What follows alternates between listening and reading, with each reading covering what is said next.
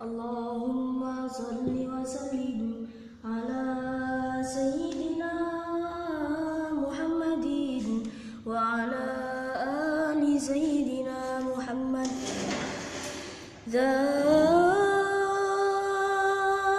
kubabun thayyibatun madinatun nabina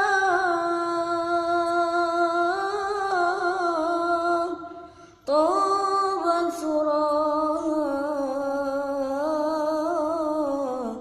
bi rasuli Muhammadin alaihi salamuna.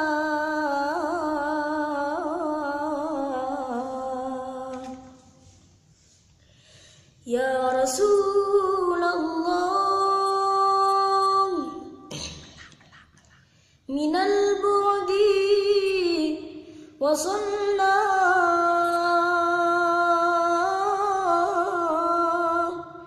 ya Rasulullah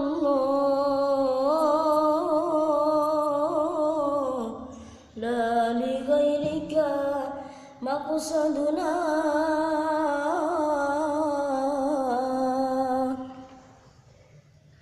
Ya Rasulullah ismuka nurun nurun lana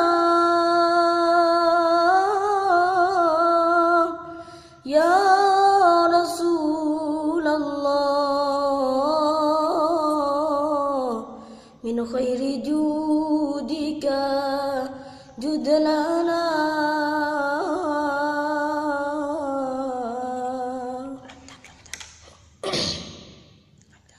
Ya Rasulullah istajib du'ana wa nidana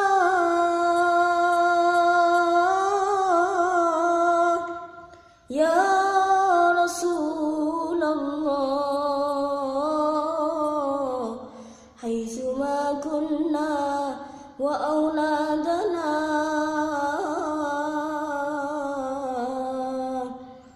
Ya Rasulullah ishfa' lana fi hajatina indallah nartaji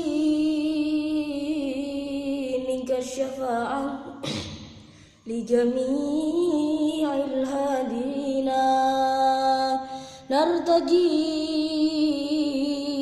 minka syafa'ah inda rabbil alamin. Ya Rasulullah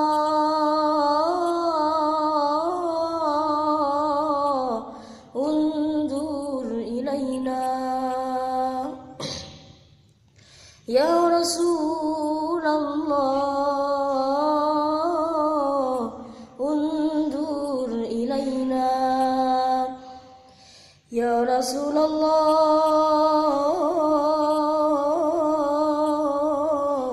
unzur ilaina.